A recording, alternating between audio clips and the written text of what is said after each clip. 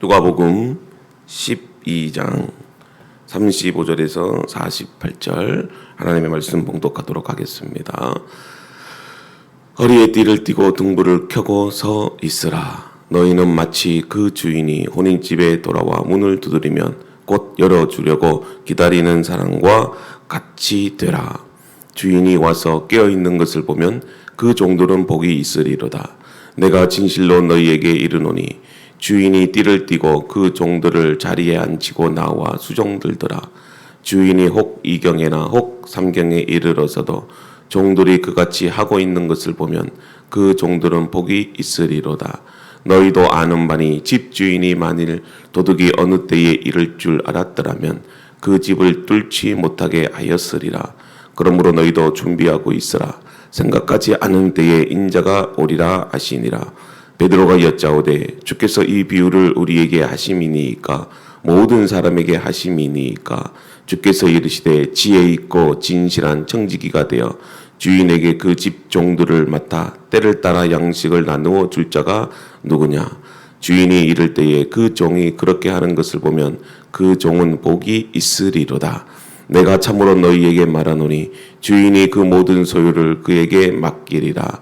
만일 그 종이 마음에 생각하기를 주인이 더디 오리라 하여 남녀 종들을 때리며 먹고 마시고 취하게 되면 생각하지 않은 날 알지 못하는 시각에 그 종의 주인이 이르러 엄히 때리고 신실하지 아니한 자의 받는 벌에 처하리니 주인이 뜻을 알고도 준비하지 아니하고 그 뜻대로 행하지 아니한 종은 많이 맞을 것이요 알지 못하고 맞을 일을 행한 종은 적게 맞으리라. 무릇 많이 받은 자에게 많이 요구할 것이요 많이 맡은 자에게 많이 달라 할 것이니라.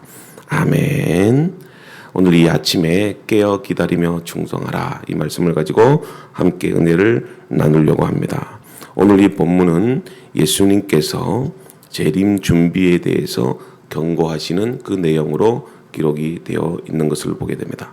누가복음 12장은 종말에 관련된 세 개의 비유가 나오는데요. 첫째는 주인을 기다리는 종의 비유가 나오고, 이것은 마태복음에 나타난 열처녀 비유와 그 내용이 비슷합니다. 두 번째는 집주인과 도적 비유입니다. 그리고 마지막은 선한 청지기와 악한 청지기의 비유입니다. 그동안 예수님께서는 하나님 나라의 복음을 전한 대상이 예수님을 따라다녔던 무리들이었는데, 본문은 무리들이 아니라 바로 제자들이라는 사실을 주목할 수 있어야 됩니다. 이러한 사실은 불신자들에게 하신 말씀이 아니라 믿는 그리스도인에게 하신 말씀으로 해석과 적용이 가능합니다. 여러분, 하나님의 말씀은 곧 나에게 하신 말씀이죠. 나에게 하신 말씀으로 받아들일 때 변화가 시작됩니다.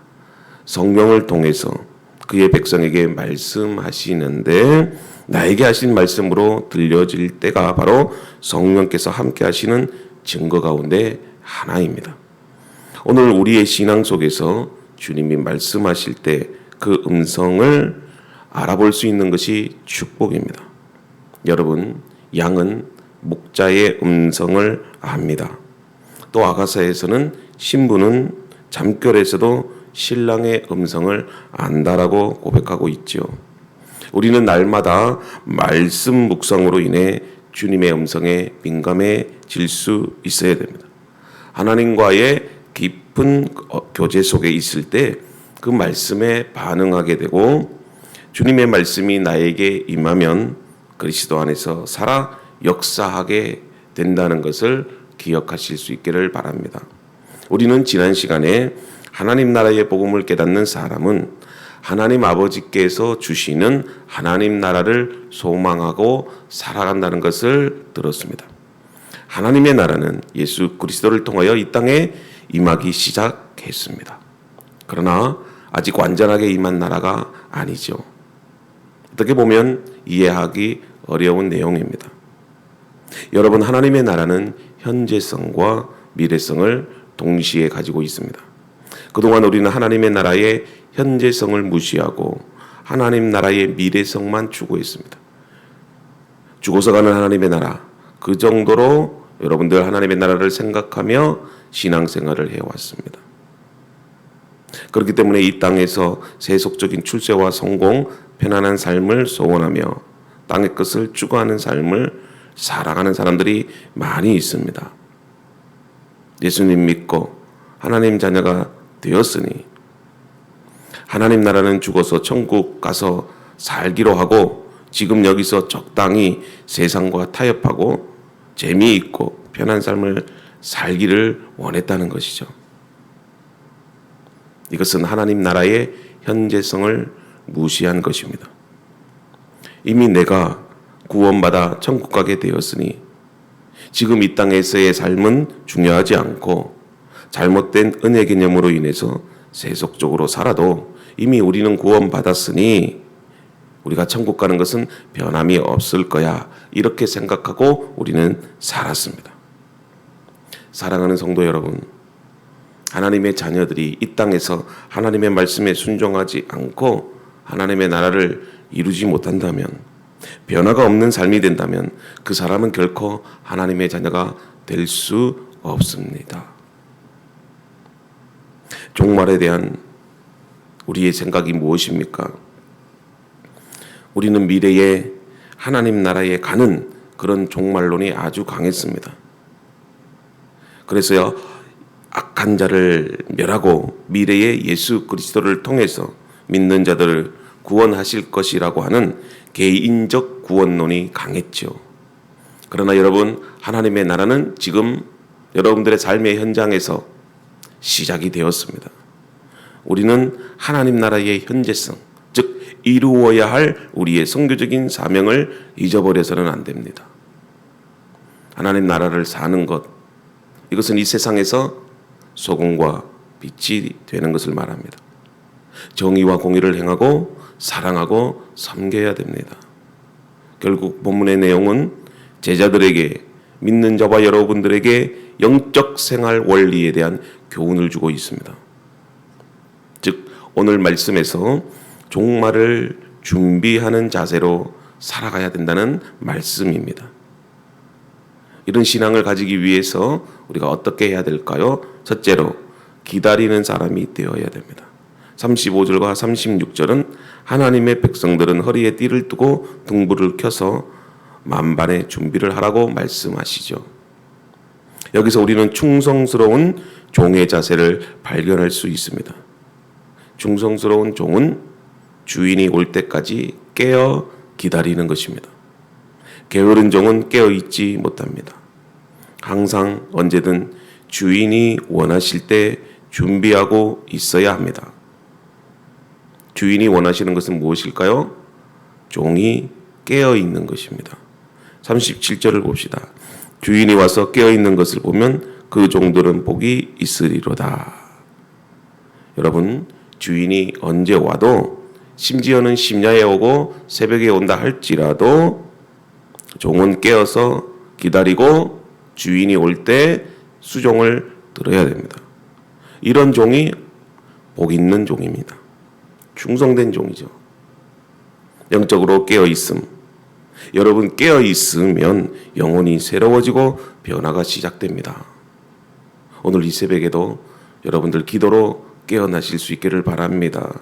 하나님의 말씀으로 깨어날 수 있기를 바랍니다. 그리스도인은 깨어 있을 때 하나님의 생명력이 공급됩니다. 깨어나지 않으면 결국 잠들어 버리기 때문에 게으름과 나태, 결국에는 영적으로 죽어갑니다. 저는 오늘 이 방송을 통해서 함께 새벽 기도에 참여하는 로뎀교회 성도 여러분, 여러분들 깨어 있을 수 있기를 바랍니다. 잠들면 우리의 영적으로 나태해집니다. 결국에는 우리는 죽어갈 수밖에 없습니다. 주인이 원하는 것은 일을 잘해서 많은 이윤을 남기는 것도 중요합니다. 그러나 그것보다 더 중요한 것은 충실한 종은 깨어서 주인의 뜻에 따라 잘 순종하는 종입니다. 예수님은 어떻게 깨어 있어야 하는지 우리에게 교훈해 주고 있습니다.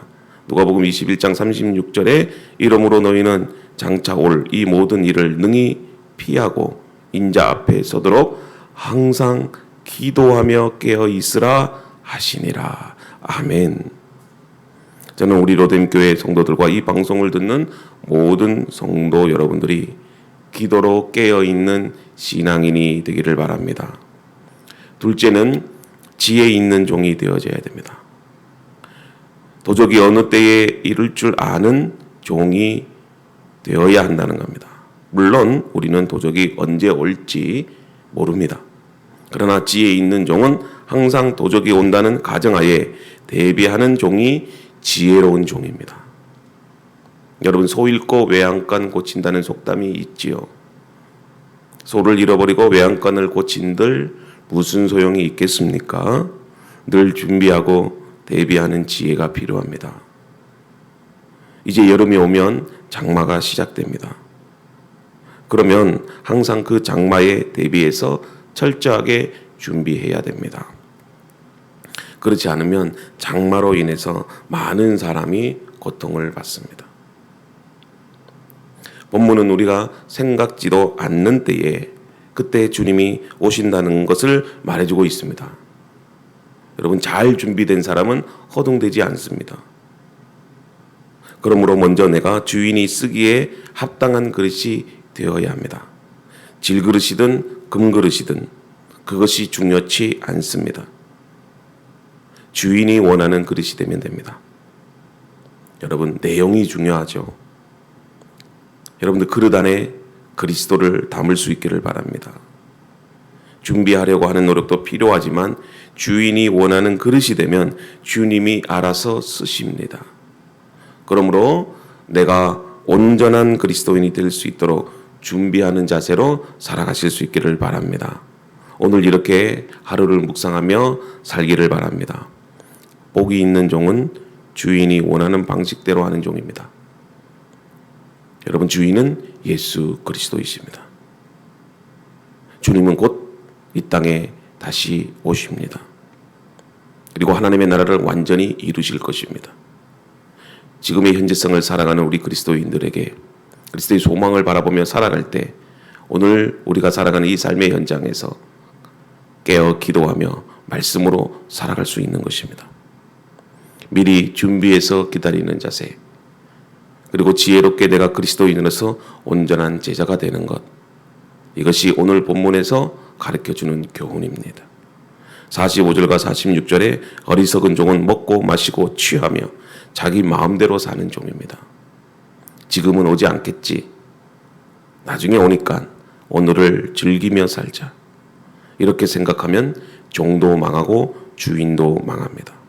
도적이 들어와 모든 것을 다 빼앗아 갑니다. 그러므로 깨어 있을 수 있기를 바랍니다. 기도와 말씀으로 날마다 무감각하고 게으른 우리의 신앙을 변화시켜 나가는 충성된 종이 되기를 주님의 이름으로 축복합니다. 하나님 아버지, 감사합니다. 오늘도 주 안에서 하나님의 나라를 꿈꾸며 믿음 안에서 삶의 현장에서 가정에서 하나님 주께 기도합니다. 우리의 기도를 들으시는 하나님 아버지, 종말의 신앙을 잃어버린 한국 교회 안에 다시 한번 종말에 대한 올바른 믿음의 신앙을 회복해 나갈 수 있도록 도와주시옵소서. 종말을 대비하는 자세는 우리의 삶의 현장에서 하나님의 나라를 꿈꾸며 살아가는 것입니다. 오늘도 하나님 아버지, 주 안에서 충성된 종으로서 깨어있어 기도하며 말씀으로 준비하는 저희들의 삶이 되도록 하나님 인도하여 주시옵소서. 어리석은 종은 게으른 종입니다. 준비하지 않는 종입니다. 지혜로운 종이 되게 하시고 하나님 말씀을 붙잡고 날마다 오늘도 주 안에서 하나님의 나라의 현재성과 미래성을 가지고 살아가는 저희들의 삶이 되게 하여 주시옵소서.